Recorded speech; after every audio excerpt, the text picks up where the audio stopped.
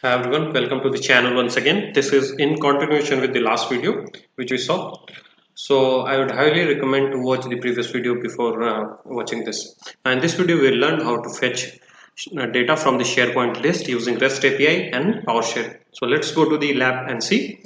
So this is my lab, this is my demo site, and this is my list. You see, this is my demo site and this is my demo list. So I'll be fetching data of this demo list using REST API and PowerShell. So here is my PowerShell. So you see, these are the URLs which we use. Somebody has worked with the JavaScript and the REST API using SharePoint, they will be able to relate with this URL. So if I go and type this URL, you see this is the data in atom format, and if I go and run this in Google, you see it will reflect the data. So we'll fetch this data in PowerShell using invoke request. So we'll type invoke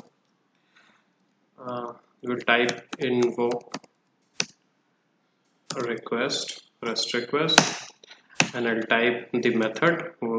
Method would be get, and then I'll type the URI. URI would be this,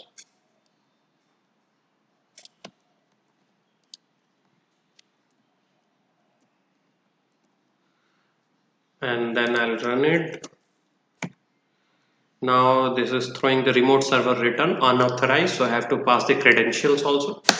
So I'll pass credentials and $cred. So this is the variable which I have created. So now I can run. It will ask me for user and password. I'll write the username and password. I'll fetch enter. You see, this is the data. But now this is not the data which is here, which is there in the list. You see, this is the list, and this two list items are there, title, employee name. So I want this. So I have to, this is not in the exact format, so I have to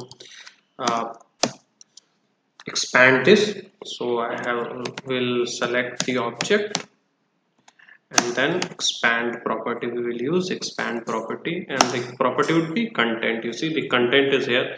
You see, the content is here, so I have to expand this property. So I'll write content. I'll go and write, it will ask me for password.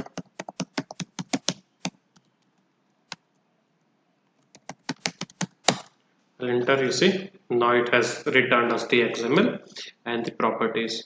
Now I have to get the properties. So I'll assign a variable, like suppose I'm writing the stem 23 variable, and I'm invoking this. Now